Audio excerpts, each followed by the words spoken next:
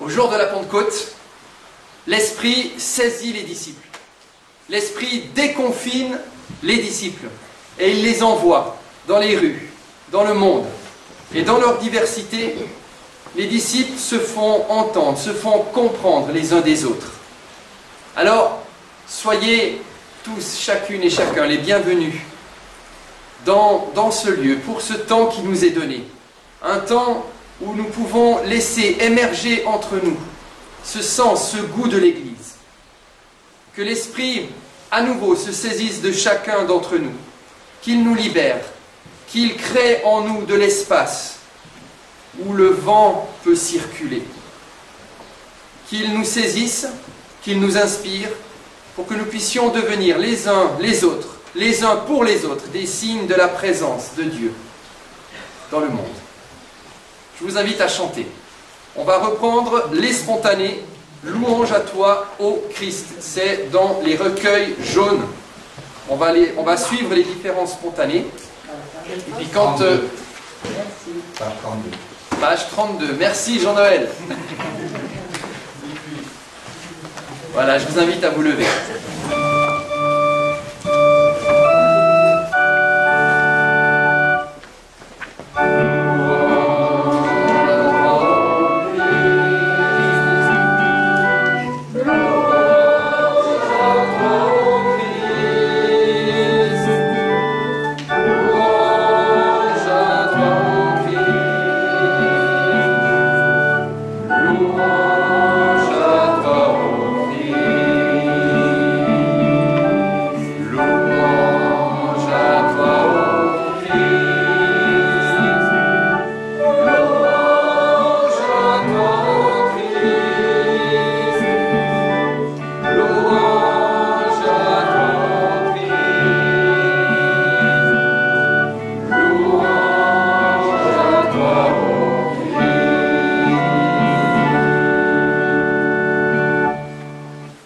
Recueillons-nous dans la prière.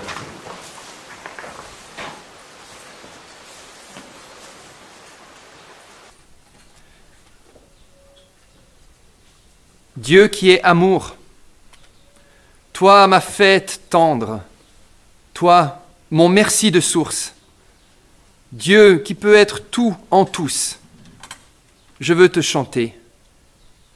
Tu es arbre de pardon, où la mort est mise en croix. Tu es main sainte qui se pose et qui blanchit toute lèpre. Tu es corbeille de lumière, où le cœur s'affermit, comme l'aigle délié dans le vent souverain. Oui, Dieu qui est amour, je te chante. Tu es semeur de justice, où le pauvre devient l'été du monde. Tu es patience pure, où disparaît toute fièvre. Tu es mère inlassable, qui prend toujours le temps de souffler autant qu'il est divin. Dieu qui est amour, je te chante. Alors vous, anges de l'invisible, creusez la soif. Anges de la parole, chantez silence. Anges de tout désir, brûlez au-dedans pour que le monde déploie l'incandescent. Dieu tout amour, tu es ma fête tendre, tu es mon merci de source. Dieu tout en tous, je te chante. Amen.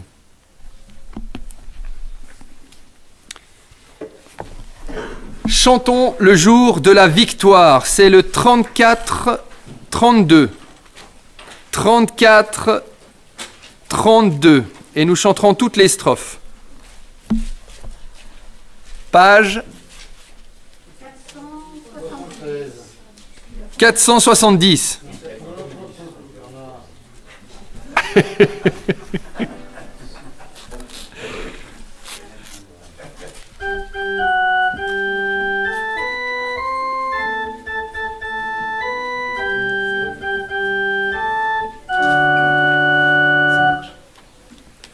Chantons le jour de la victoire, au ciel faisons monter nos chants, au ciel faisons monter nos chants.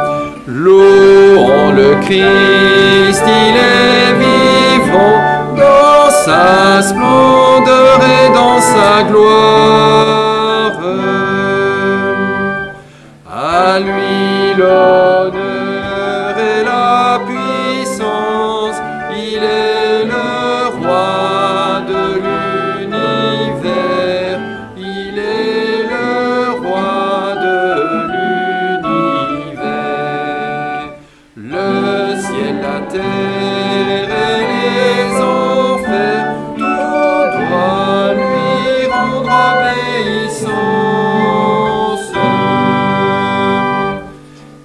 Il veillera sur son Église, elle est toujours sous son regard, elle est toujours sous son regard.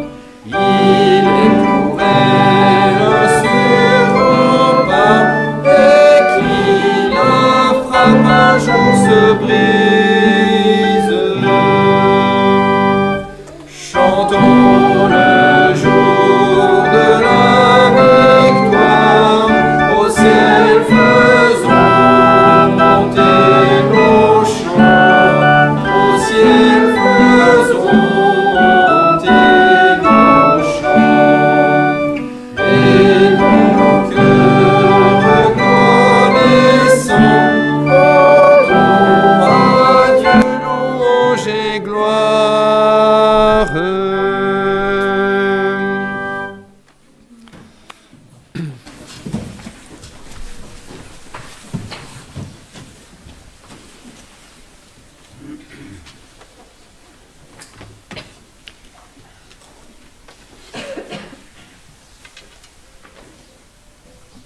Je vous invite à la prière.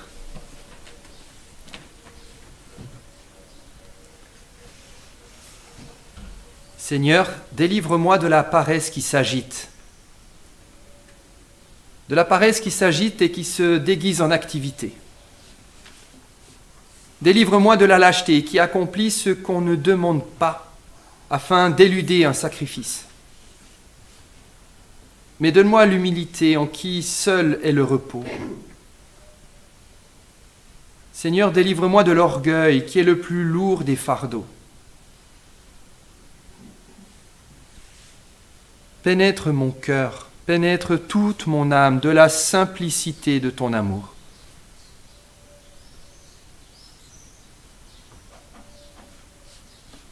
Amen.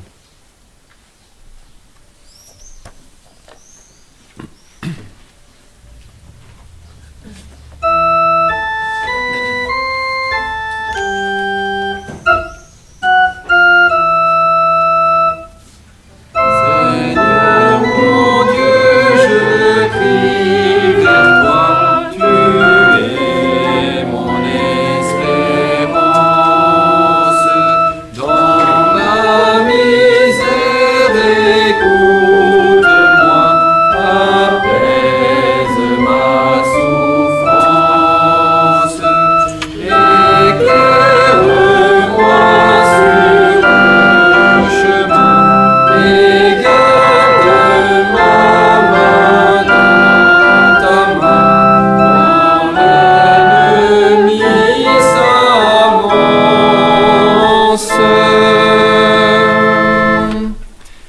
Je vous invite à vous lever. Et en réécoutant le psaume 116, je vous invite à nous ouvrir au pardon de Dieu et de vivre, de savourer sa tendresse pour nous. Psaume 116. J'aime l'Éternel. Il entend le cri de ma prière. Il incline son oreille vers moi. Toute ma vie, je l'invoquerai. J'étais pris dans les filets de la mort. J'étais retenu dans les liens de l'abîme.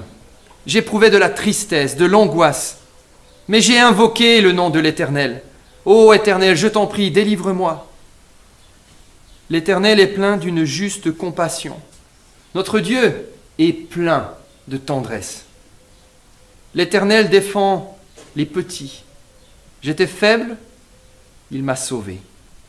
Alors, retrouve ton repos, mon âme, car l'Éternel te fait du bien. Désormais, je marche en sa présence sur la terre des vivants. Amen.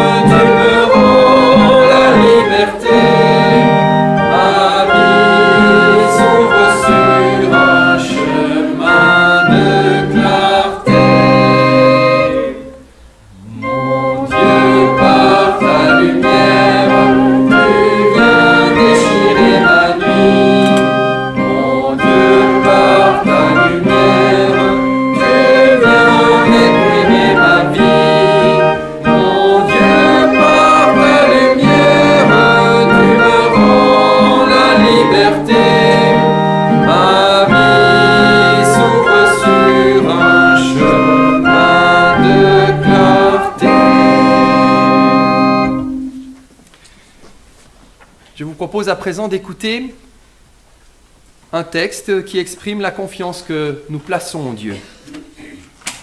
Je crois en Dieu, il est la source, le début de toute chose, hors de l'espace et du temps, au-delà de toute pensée, et pourtant si proche de l'humain qui en a l'intuition, et peut recevoir de lui une dynamique, cet humain peut recevoir de Dieu une dynamique de réconciliation. Avec lui, notre Dieu, avec les autres, nos frères et sœurs, et avec nous-mêmes, il nous plonge dans une paix féconde. Grâce à Christ, nous avons connu ce Dieu, source de vie. Et à ceci, tous reconnaîtront que nous sommes les disciples du Christ, si nous avons de l'amour les uns pour les autres. Je crois au Saint-Esprit, qui rend témoignage à notre esprit que nous sommes tous enfants de Dieu. Nous avons été baptisés d'un seul esprit pour former un seul corps. Alors, je crois, Seigneur, j'ai confiance. Viens au secours de mon manque de foi. Amen.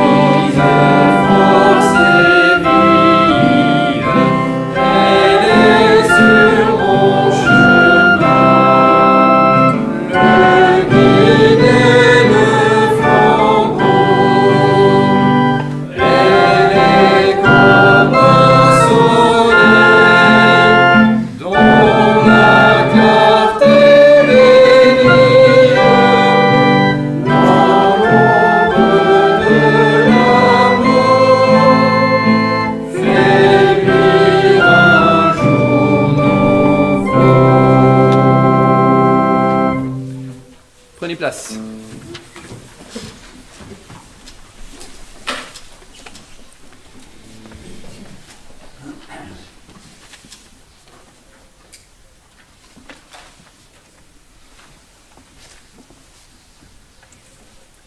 À présent, Seigneur, nous allons nous mettre à l'écoute d'un passage des Écritures.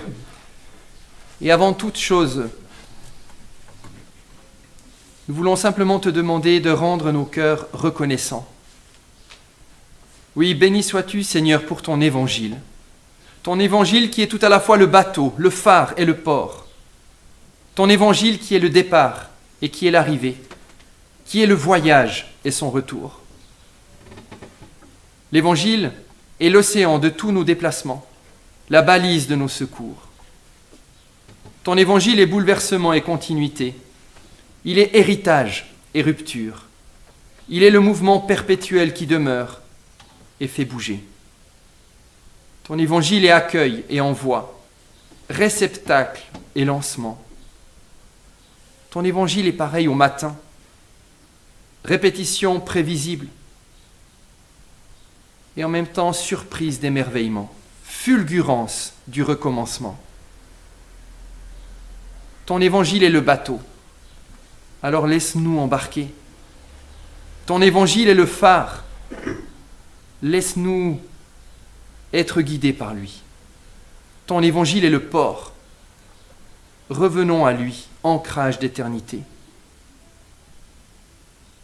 Amen.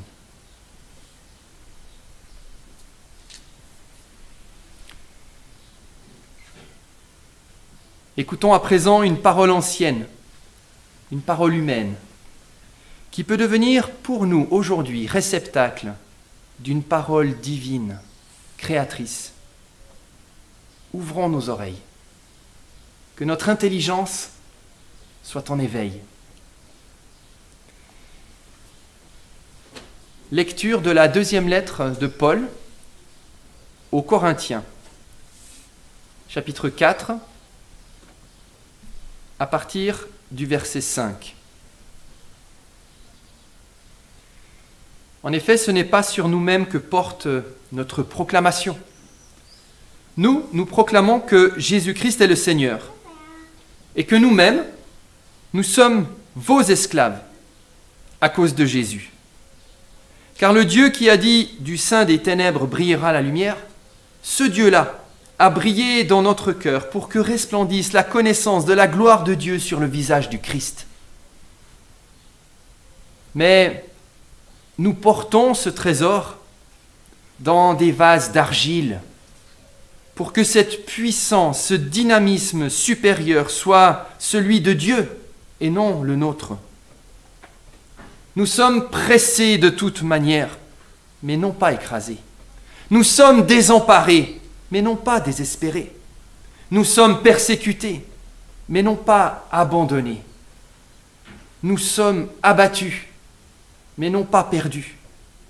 Nous portons toujours avec nous, dans notre corps, la mort de Jésus, pour que la vie de Jésus aussi se manifeste dans notre corps.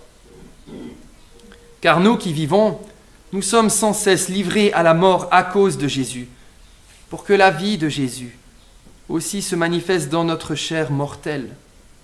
Ainsi en nous, c'est la mort qui est à l'œuvre. Mais en vous, c'est la vie. Et à partir du verset 16, c'est pourquoi nous ne perdons pas courage. Et même si chez nous, l'homme extérieur dépérit, eh bien l'homme intérieur se renouvelle de jour en jour. Car un moment de détresse insignifiant produit pour nous, au-delà de toute mesure, un poids éternel de gloire. Aussi nous regardons non pas à ce qui se voit, mais à ce qui ne se voit pas. Car ce qui se voit est éphémère, mais ce qui ne se voit pas est éternel. Seigneur, ta parole est une lampe à mes pieds, une lumière sur mon sentier. Amen.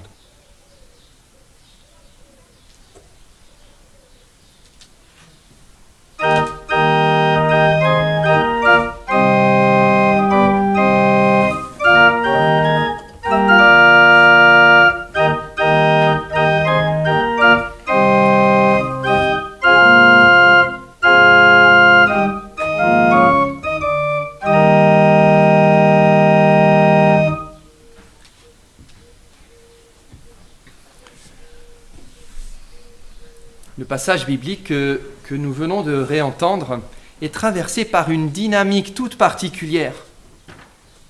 Au lieu que les coups de butoir assénés par les épreuves cassent la vitalité de notre cher Paul, c'est l'inverse qui se produit. Au point que l'apôtre affirme, même si chez nous, l'homme extérieur dépérit, eh bien, l'homme intérieur se renouvelle de jour en jour. Même si chez nous, l'être extérieur dépérit, l'être intérieur se renouvelle de jour en jour. Alors, de quoi parle-t-il quand il fait mention de cet être extérieur qui dépérit, de cet être intérieur qui se renouvelle? De quoi parle-t-il? Les épreuves que nous endurons font que, je crois, nous n'avons pas de peine à saisir le sens profond, de la métaphore de l'être extérieur qui dépérit. Quand nous sommes aux prises avec la maladie et que nous sentons, à cause de cette maladie, notre corps s'atrophier, quand nous sommes aux prises avec les complications de la vieillesse et que nous voyons bien que nos forces diminuent au point que dans une journée, nous ne faisons plus que la moitié, du quart, du millième de ce que nous faisions avant. Quand nous sommes aux prises avec l'épreuve du retrait, c'est-à-dire que nous sommes obligés de nous retirer de nos responsabilités, de nos engagements, qui nous donnaient un rôle, une épaisseur, une identité sociale, et que nous sommes ainsi saisis par une profonde nostalgie, et que parfois nous nous réveillons le matin en nous disant que nous ne sommes plus que quelqu'un qui est has-been. Eh bien, dans ces moments-là, la métaphore de l'être extérieur qui dépérit n'a pas besoin d'explication. Elle se comprend d'elle-même. Par contre, la métaphore de l'être intérieur qui se renouvelle de jour en jour peut nous laisser perplexes ou nous plonger dans une profonde méditation. De quoi parle-t-il, Paul, lorsqu'il parle ainsi? L'être intérieur qui se renouvelle. C'est cette question que j'aimerais aborder avec vous ce matin. Qu'est-ce que cet être intérieur qui se renouvelle, tandis que l'être extérieur dépérit? D'entrée de jeu, clarifions les choses pour qu'il n'y ait pas de malentendu. En parlant comme il le fait, Paul prend bien soin de préciser « chez nous ». Vous l'avez entendu? Chez nous. Même si, chez nous, l'homme extérieur dépérit, l'homme intérieur se renouvelle de jour en jour. Et je crois qu'il faut donner tout son poids à ce « chez nous ». Car il permet de rappeler que Paul, quand il parle ainsi, n'énonce pas une loi universelle de la nature. Paul n'est pas Newton qui énonce la loi de la gravité. Vous savez, les lois universelles de la nature, ce sont ces lois qui affirment que lorsqu'une pomme se décroche de l'arbre, elle tombe au sol à cause de la gravitation. Que nous soyons là pour le voir ou que nous ne soyons pas là, la pomme, elle tombe. Rien n'y change. Au contraire, dans cette phrase, Paul ne se met pas à distance, il n'est pas observateur, il dit « chez nous ». Il s'implique. Il ne parle pas de manière impersonnelle. Il n'est pas en train d'énoncer une généralité qui peut devenir fade. Il n'est pas en train de spéculer de manière intellectuelle sur des réalités qu'il ne connaît pas. Il n'est pas en train de consoler à bon compte des personnes qui seraient engluées dans des épreuves en leur disant avec un certain ton paternaliste « Oh, vous savez, vous avez l'impression que l'être extérieur dépérit, mais c'est pas grave. Vous verrez avec le temps, aussi sûr que la pomme tombe lorsqu'elle se décroche de l'arbre, eh bien, vous verrez avec le temps, l'être intérieur se renouvelle. » Non. Non. Dans cette phrase, Paul s'implique. Il ne fait que témoigner d'une réalité personnelle vécue chez nous. Une réalité qui lui est possible de vivre, peut-être justement grâce à ce nous. Non pas grâce à ses capacités extraordinaires, parce que Paul, c'est quelqu'un qui a des ressources, alors chez lui, eh bien, l'être intérieur se renouvelle. Non, il dit chez nous. Ce n'est pas grâce à ses capacités personnelles, mais c'est grâce à un nous. Grâce à ce réseau de frères et de sœurs dans la foi, grâce à ses relations, tissé avec ses collaborateurs, que sont Timothée, Silas et tant d'autres, grâce à cette fraternité vécue dans la foi de Jésus. Eh bien, grâce à tout cela, Paul et ses amis ont trouvé des ressources leur permettant de vivre une expérience tout à fait étonnante, une expérience qui semble même défier les lois de la pesanteur. L'expérience que même si l'être extérieur dépérit, l'être intérieur peut se renouveler de jour en jour. Alors, quand on écoute ces passages bibliques, écoutons cette expérience qu'ils nous transmettent et recevons-la, cette expérience, comme une promesse. Si aujourd'hui nous sommes aux prises avec la difficile expérience que notre être extérieur dépérit, eh bien laissons leur expérience venir questionner notre expérience. Oui, laissons leur expérience nous rappeler que notre difficile expérience personnelle actuelle n'est pas le dernier mot de notre histoire. Car si notre être extérieur dépérit, il est possible aussi pour nous que notre être intérieur se renouvelle.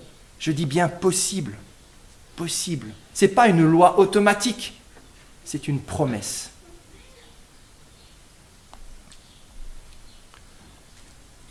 Alors pourquoi est-il si important de souligner que Paul n'énonce pas une loi générale, mais un témoignage? Pourquoi est-ce que c'est important de le rappeler? Parce que ça nous rappelle qu'entre les épreuves et les conséquences de ces épreuves dans nos vies, il n'y a aucune fatalité.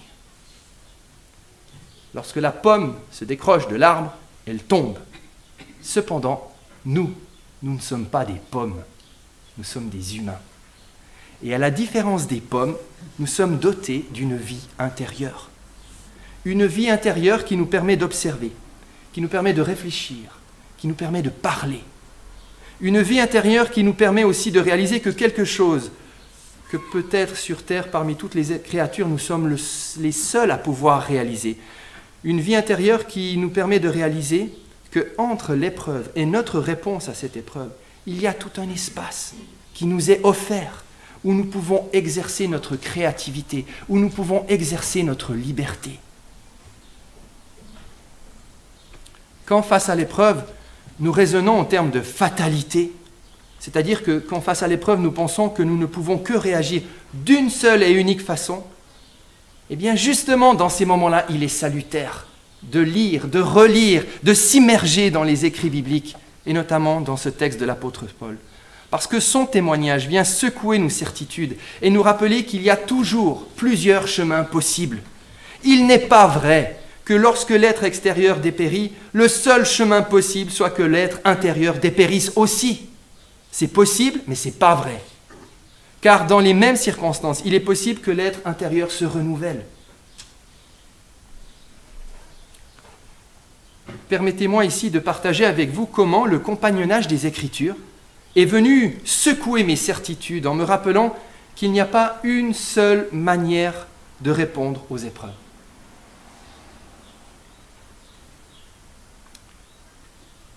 Voilà l'exemple que j'avais envie de partager avec vous. Au début de mon ministère, je me disais que lorsque les gens vivent un deuil, ils sont nécessairement tristes et effondrés. Et du coup, à cause de cette certitude que j'avais, je n'étais pas à l'écoute de la famille particulière, de ce visage particulier que j'avais en chair et en os en face de moi. Au lieu d'accueillir la manière unique qu'avait cette famille d'aborder le deuil, une manière que je ne connaissais pas, j'arrivais face à eux, face à elle, cette famille, j'arrivais avec un bagage de généralité qui me rendait parfois sourd et aveugle à l'histoire tout à fait singulière que l'on était en train de me raconter. J'avais déjà la réponse, donc j'écoutais pas nécessairement. Et c'est grâce aux Écritures, lues de manière communautaire, grâce au partage, grâce aux échanges vécus dans le cadre de l'Église, c'est grâce à un nous, grâce à un réseau de frères et de sœurs dans la foi, que peu à peu j'ai appris à devenir, quand j'accueille des gens, à devenir agnostique. Au lieu d'accueillir les personnes avec un bagage de généralité, à présent, je ne veux pas dire que j'arrive, mais j'essaye de me défaire de toute connaissance générale pour écouter l'être intérieur de l'autre qui parle dans ce moment-là, pour écouter comment cet autre, en s'appuyant sur des ressources intérieures que je ne connais pas. Comment cet autre exerce sa liberté dans ce moment-là?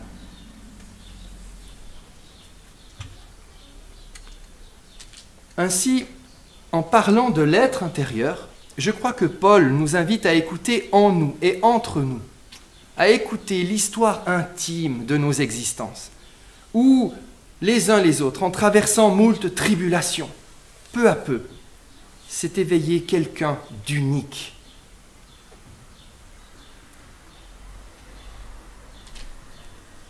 Alors, quand nous vivons des épreuves où notre être extérieur est malmené, ne cherchons pas à répondre du tac au tac. Prenons le temps d'écouter dans notre vie, comme dans celle de l'autre. Prenons le temps d'écouter comment cette épreuve nous rejoint. Prenons le temps d'écouter comment elle éveille en nous, quelle émotion elle éveille en nous, quel souvenir, quel regret, quelle envie, quel appel. Oui, quand l'être extérieur est malmené, renouvelons notre écoute de l'être intérieur.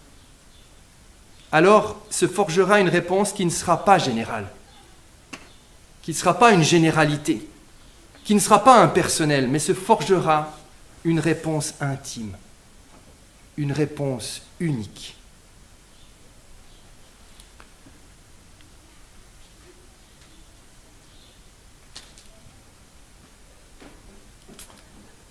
À propos de vie intérieure, cela ne vous étonnera pas que celle de Paul et de ses amis, cette vie intérieure qui les habitait, eh bien, a été alimentée par des lectures, des témoignages, des conversations tournant autour de la vie, la mort et la résurrection de Jésus de Nazareth. Dans l'histoire particulière, unique de ce Jésus de Nazareth, Paul et ses amis trouvent des ressources pour exercer leur liberté dans les épreuves qu'ils doivent aborder.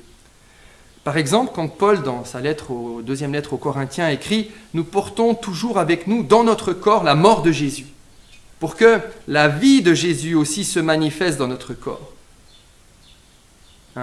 Dans cette phrase, percevez-vous combien ce n'est pas la mort et la vie en général, mais la mort de Jésus et la vie de Jésus, combien ça sert d'appui pour Paul et ses amis, pour qu'ils puissent affronter ce qu'ils doivent endurer, pour qu'ils puissent, dans ces moments-là d'épreuve, exercer leur liberté.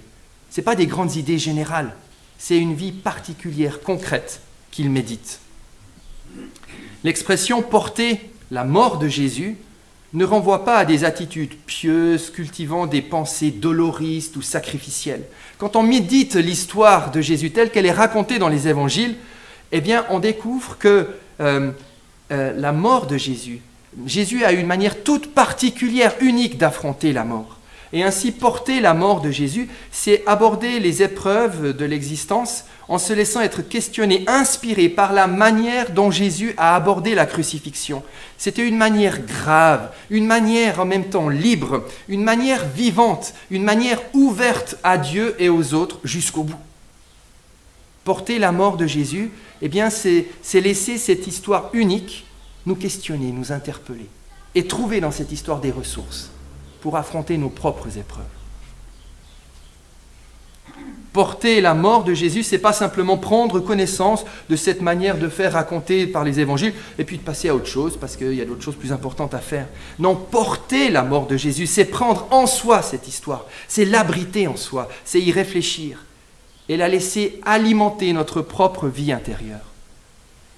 Porter la mort de Jésus, c'est porter son attention, notre attention, sur cette histoire. Et au lieu que notre attention flotte, virevolte comme des feuilles mortes soulevées par le vent, c'est laisser notre attention s'arrêter auprès de cette histoire. Car là se révèle une manière toute particulière d'aborder les sujets graves et importants de l'existence humaine. Une manière, d'ailleurs, qui n'est pas tragique, une manière qui n'est pas dramatique, une manière qui n'est pas de l'ordre de la comédie, mais une manière d'aborder la vie qui est évangélique. Les évangiles parlent des épreuves et de la mort, mais à la différence des tragédies, à la différence des drames, à la différence des comédies, les évangiles n'en parlent pas avec un ton compassé, avec un ton terrassé, avec un ton surjoué. Le ton des évangiles a un accent unique où perce le chant de la vie, et cela malgré la dureté de l'épreuve, malgré l'opacité des ténèbres. Dans les évangiles, il y a toujours le chant de la vie qui perce. Et c'est cette manière évangélique d'aborder la mort et les épreuves que Paul et ses amis cherchent à pratiquer, alors qu'ils doivent à leur tour aborder des épreuves redoutables. Dans la situation qui est la leur, ils portent la mort de Jésus, c'est-à-dire qu'ils avancent en pratiquant l'ouverture à Dieu, l'ouverture aux autres, de manière à laisser aussi, dans ce qu'ils vivent, de manière à laisser aussi la vie de Jésus, la liberté de Jésus, la joie de Jésus se déployer en eux.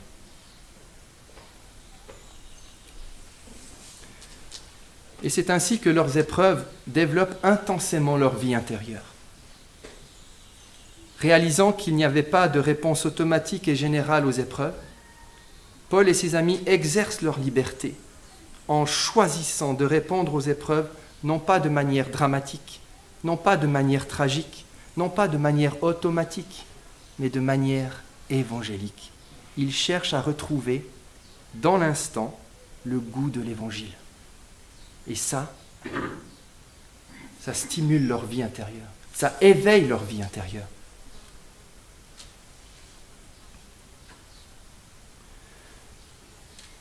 Alors concrètement, qu'est-ce que cela veut dire, répondre aux épreuves de manière évangélique?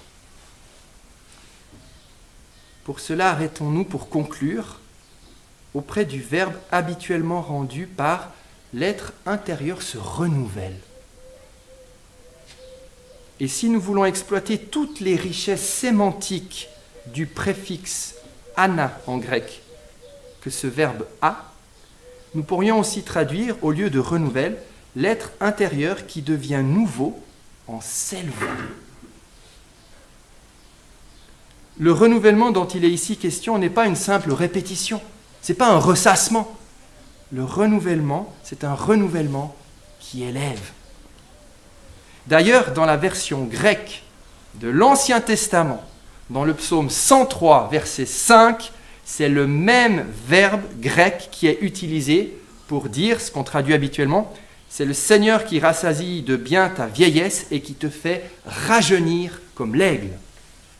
Rajeunir comme l'aigle, c'est le même verbe que dans notre passage de 2 Corinthiens, l'être intérieur se renouvelle. Et derrière cette expression de rajeunir comme l'aigle, il y a justement une idée d'élévation. De même que l'aigle s'élève dans les cieux sans s'agiter, parce qu'il prend appui sur les courants ascendants. D'ailleurs, il n'y a pas que l'aigle, mais c'est impressionnant de voir ça. Ils ne battent pas les ailes, et puis on les voit monter, monter, monter, parce qu'ils ont trouvé un courant ascendant. Et bien de même, en apprenant à compter au-delà de nous-mêmes, nos forces auront beau diminuer, notre être extérieur aura beau dépérir, quelque chose à l'intérieur de nous continuera de s'élever. Voilà la promesse.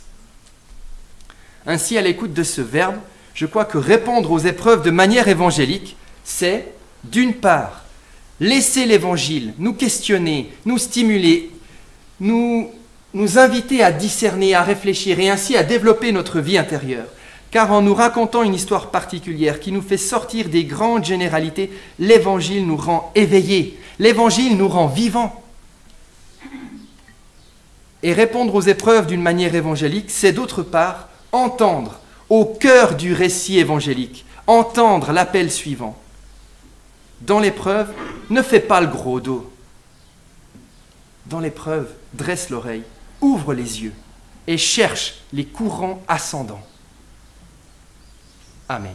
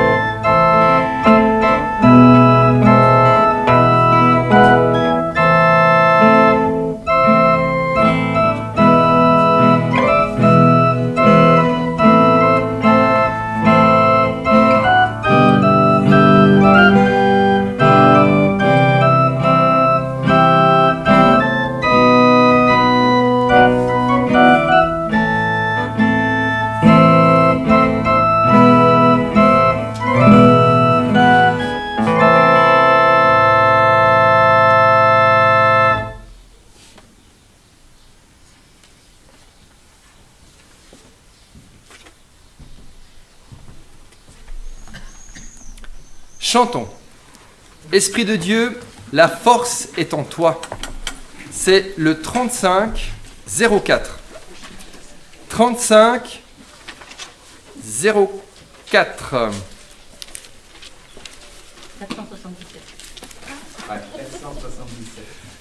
Merci. En bas. Et la mélodie, c'est à côté. Il n'est peut-être pas très connu, mais c'est pas grave. Je vous invite à vous lever.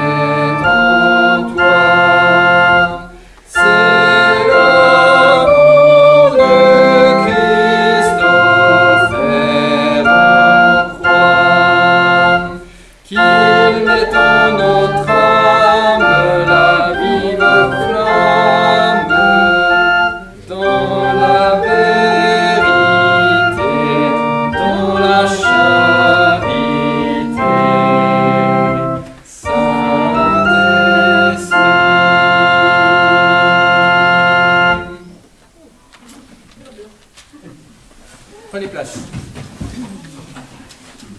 Et c'est le moment des annonces.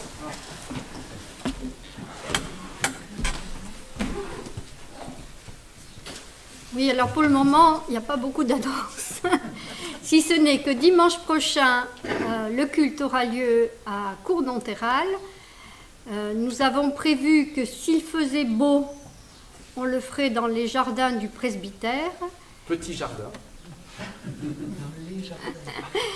Et que si la météo n'est pas terrible, on le fera au temple. Mais comme le temple n'a qu'une capacité de 30 personnes d'accueil pour le moment, donc voilà. Si on peut, on le fera dans les jardins du presbytère.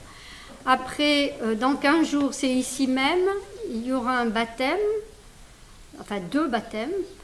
Donc on espère que peut-être les nouvelles annonces qu'on aura d'ici là permettront d'accueillir plus de monde. Bon, ici, actuellement, on peut être 71 personnes. Voilà, donc d'ici là, on vous dira. Après, il y a d'autres activités que l'on pense redémarrer, mais pour le moment, je n'ai pas discuté avec les personnes concernées, donc je le dirai plus tard par mail. Voilà. Et alors, le 4 juillet, donc c'est un samedi après-midi, au temple de la rue de Maguelone, il y aura l'Assemblée générale de l'Épuma, avec un renouvellement partiel du conseil presbytéral, donc il y aura des élections. Il faudra, on va vous dire comment on s'organise pour notamment l'émargement, c'est ce qui est le plus compliqué, puisqu'il faut respecter la distanciation. À cette occasion, et puis le lendemain, ce samedi-là, il y avait normalement Parpaillot en fait le samedi après-midi, donc comme il y a l'Assemblée générale, évidemment on s'est effacé. On a reporté Parpaillot en fait le dimanche après-midi, donc à 6h30 il y aura un culte. Si les conditions sont possibles, on essaiera de faire un apéro festif derrière. Et alors, du coup, comme il n'y aura pas de repas dans les jardins du presbytère cette année, certains d'entre nous ont eu la bonne idée de proposer un repas à emporter qui sera livré le jour de l'Assemblée générale. Donc, on va vous proposer ça sera une paella. On vous proposera de vous inscrire et vous pourrez repartir après l'Assemblée générale avec une paella. Donc, vous allez avoir un dessert. Et un dessert, voilà. La paella de Jean-Louis et un dessert les de merveilles de Mireille. Voilà. Voilà, il faudra s'inscrire auprès de Bernard. Et bien sûr, parce qu'on ne peut pas faire autrement que de prévoir. Là. Voilà. Mais ça compensera le fait que notre repas à Parpaillon, en fait, rapporte beaucoup d'argent à l'église. Et comme les finances de l'église ne sont pas bonnes du tout, puisqu'on est actuellement à moins 14%, puisqu'on n'a pas eu des cultes, donc, et que les gens n'ont pas forcément pensé à envoyer des chèques ou à faire des virements. Donc on en est à moins 14%, ce qui n'est pas négligeable. Alors si en plus on supprimait ce repas qui représente, combien tu as dit, 3 000, 4 000 ? Le repas, 2500 à peu près, oui. Voilà, donc donc on essaye de compenser avec cette idée de repas que les gens pourront remporter après l'Assemblée générale. Voilà. Il y a Mireille qui veut dire quelque chose. Oui, amener son siège pour dimanche prochain. Ah oui, dimanche prochain. Si c'est dans les jardins du presbytère, il faut emporter sa chaise pliante. Voilà. Sinon, il y a de la place sur la slackline et dans le trampoline. Hein. Debout sur la slack. Oui, debout. Sur le trampoline, assis. Ce que tu veux. Ce que tu veux. Aussi là. Ce que tu veux. Bon, les amis, c'est le temps de l'offrande. Je pense que le message est clair.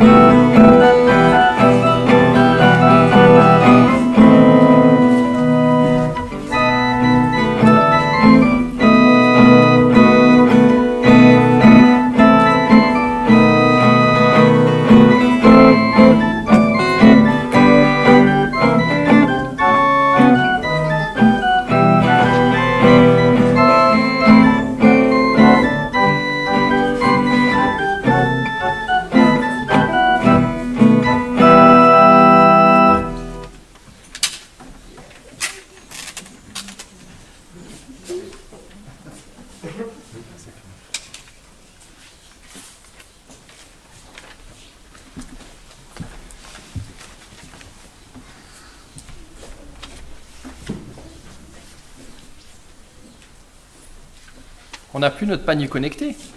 Ah non. On l'a passé à un autre secteur. D'accord.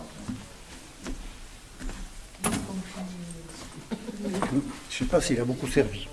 Oui, moi, c'est passé de maison en maison, en fait.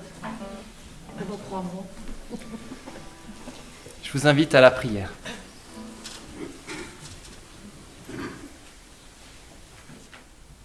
Toi, notre Créateur, notre Sauveur, merci pour tout ce qu'il y a de bon dans notre existence. Merci pour tout ce qu'il y a de bon en nous. Merci pour l'immense source de résurrection qu'est ta présence. Tout cela nous donne la soif de te présenter ce qui nous peine. Devant toi, nous pensons à tous ceux et celles qui souffrent, quelle que soit l'origine de leur souffrance. Devant toi, nous pensons à ceux qui doivent reconstruire une nouvelle vie après une séparation, un deuil, un échec, une maladie. Devant toi, nous pensons à ceux qui sont en souci pour leur situation.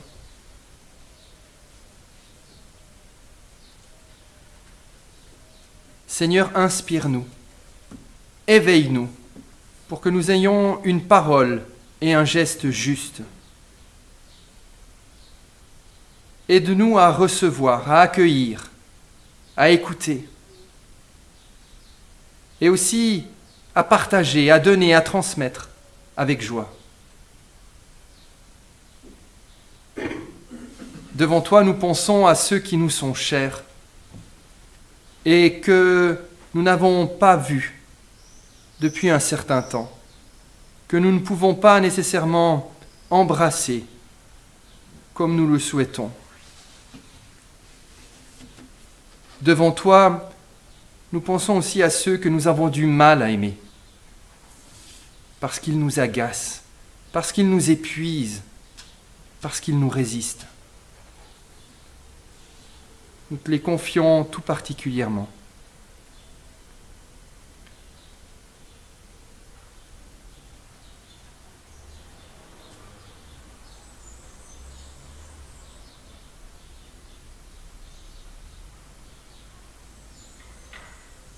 Merci pour ce goût de la prière que tu as déposé en nous.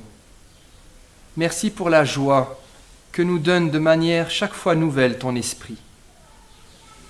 Merci pour ces fulgurances qui nous traversent et qui permettent de concrétiser l'amour que tu portes à chacun et à chacune. Et nous rassemblons toutes nos prières dans celles que Jésus nous a transmises. Notre Père qui es aux cieux, que ton nom soit sanctifié, que ton règne vienne, que ta volonté soit faite sur la terre comme au ciel. Donne-nous aujourd'hui notre pain de ce jour. Pardonne-nous nos offenses, comme nous pardonnons aussi à ceux qui nous ont offensés. Et ne nous laisse pas entrer dans la tentation, mais délivre-nous du mal, car c'est à toi qu'appartiennent le règne, la puissance et la gloire, au siècle des siècles. Amen.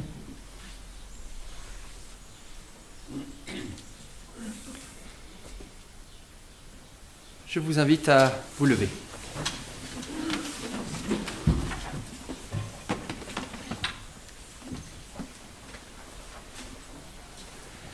Que le Dieu de l'espérance vous remplisse de joie, vous remplisse de paix dans la foi, afin que vous débordiez d'espérance par le dynamisme du Saint-Esprit.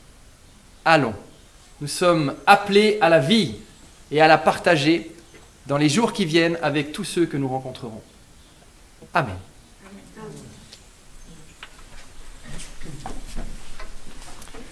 Dernier chant qui se trouve à la page 39. Parfait. 39.